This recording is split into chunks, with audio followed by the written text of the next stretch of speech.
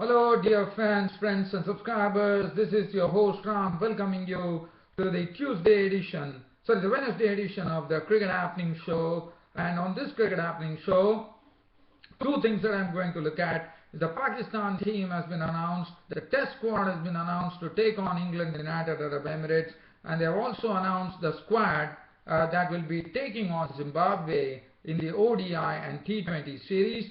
And also there is a game between Bangladesh A and India A, which ended in India A winning the match by a margin of 96 runs. So I'll be talking about both these matches. So first let's have a look at the team composition as far as Pakistan are concerned, the test squad that has been selected to take on England in the United Arab Emirates.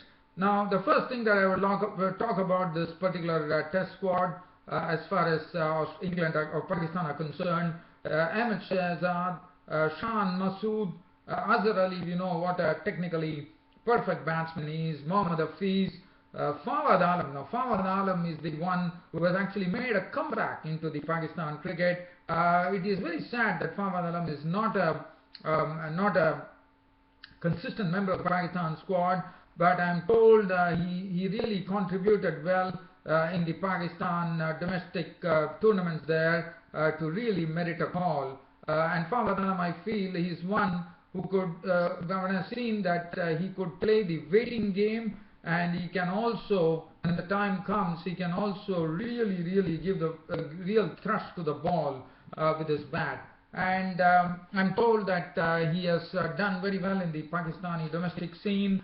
Scored a few centuries too, and he has got the nod. So Fawad Alam is the one who has actually made a comeback into the Pakistan team, and he's, as we know, he's a complete package because he's bowling, he's a useful spin bowler, and then his fielding is also something which is really commendable. So Fawad Alam is someone who I think is a very good selection for the Pakistan Test team. Asad Shafiq, Misbah ul Haq, the captain, will be leading the side. Yunus Khan, Sarfraz Ahmed, the wicketkeeper, Yasir Shah. Yasir Shah, we all know, would be a considerable threat to the Englishman, and England would be wary that he has become the fastest Pakistani cricketer, Pakistani bowler to have taken 50 wickets in test matches. So I'm sure Mahela Jayawardene, the batting consultant, is going to seriously look at Yasir Shah's videos and really give some good lessons to the English batsmen as to how to cope up with this leg spinner Yasir Shah, the record leg spinner. Zulfikar Babar is another one they would be contending with England, I'm sure, because Zulfikar Babar is also something who has, even though age is something which is too much for Zulfikar Babar, but I thought Zulfikar Babar has stood the test well. He promises some great things. Wahab Riaz, Imran Khan, Rahat Ali and Junaid Khan will be manning the pace department. So all in all, it looks like a very good team that has been selected as far as the test matches are concerned against England. And have a look at the the previous test squad. We saw there were two players, Ahsan Adil and Babar Azam, so both are out. And let's have a look at now the ODI squad or the T20 squad that has been selected for Zimbabwe. As far as ODIs are concerned, Sohaib Maksud, Wahab Riaz, we all know how wonderfully he did well in the World Cup. So he's back in the mix.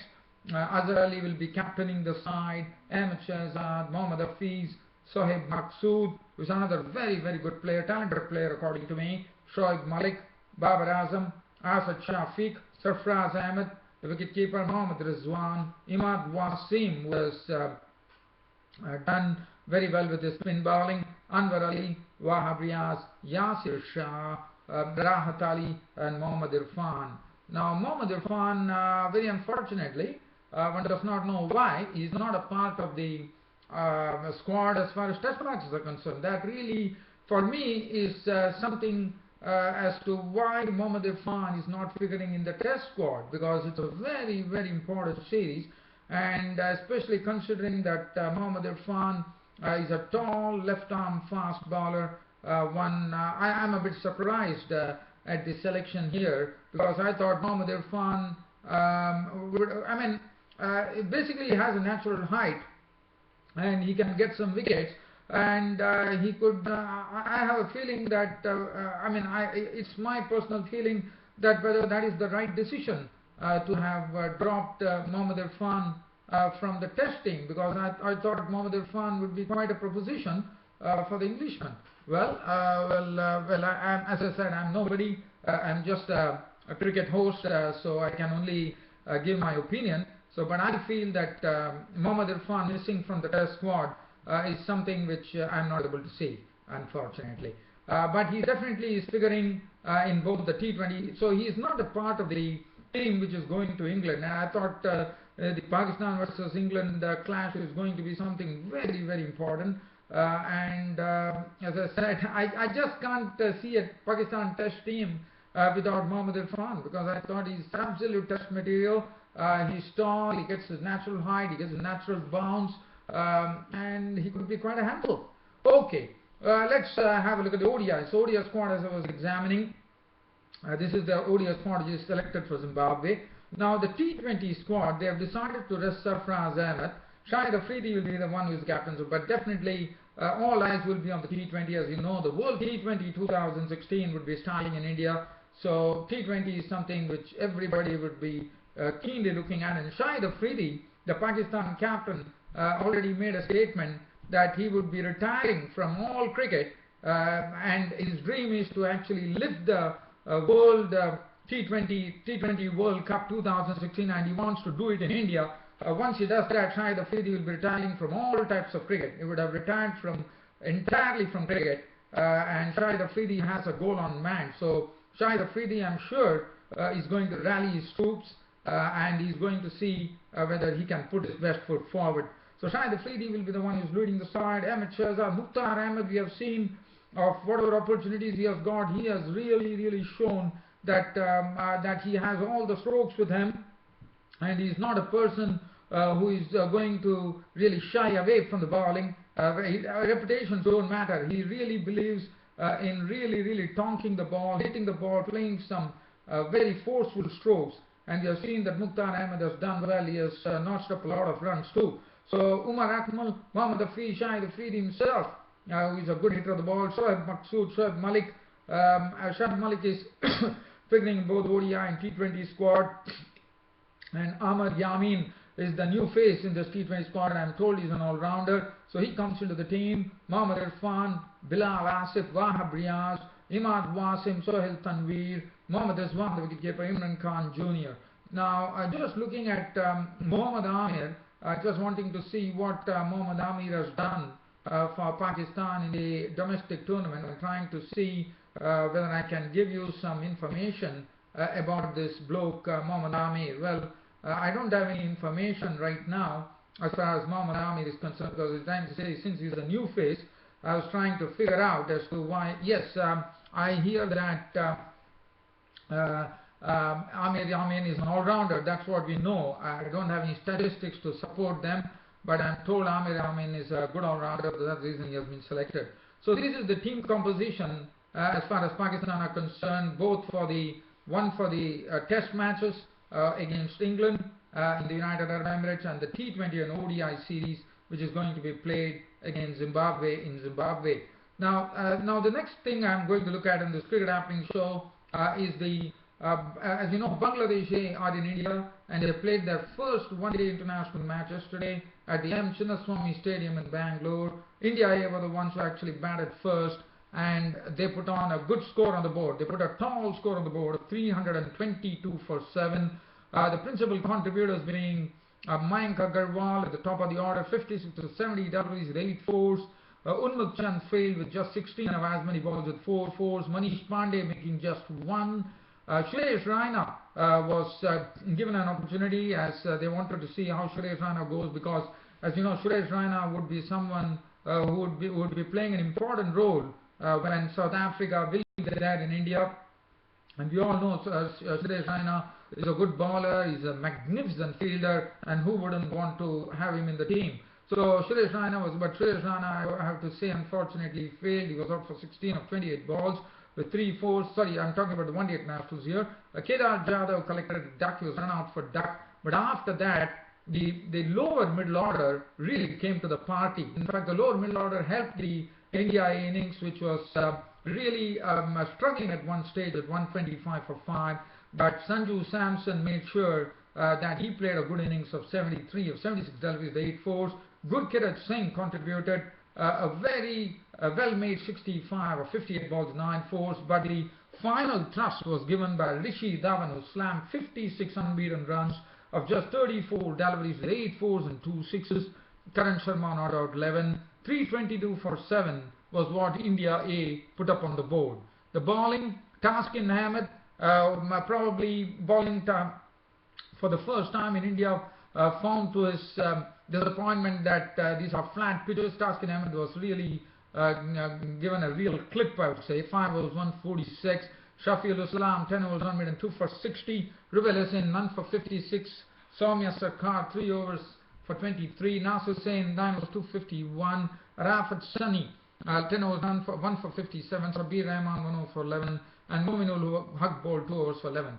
As far as the Bangladesh A team was concerned, in their reply, they could muster only 226. In fact, they were all out for 226. Bangladesh A, well, they also didn't have a good start. In fact, they were struggling at one stage at 34 for 3 with Arvind really rocking them hard at the top of the order. First he picked up Rani Talukdar, bowled by Arvind for 13 or 14 deliveries with 3 fours.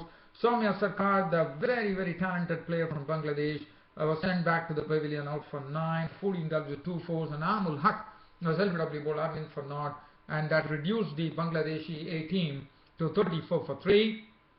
After that, slowly there was a bit of a revival with Mominul Haq making 19 of 24 balls with 3 fours, Sabir Rahman making 25 of 31 balls with 4 fours. But after that, so that really and then the score at 87 for 5 after a brief revival.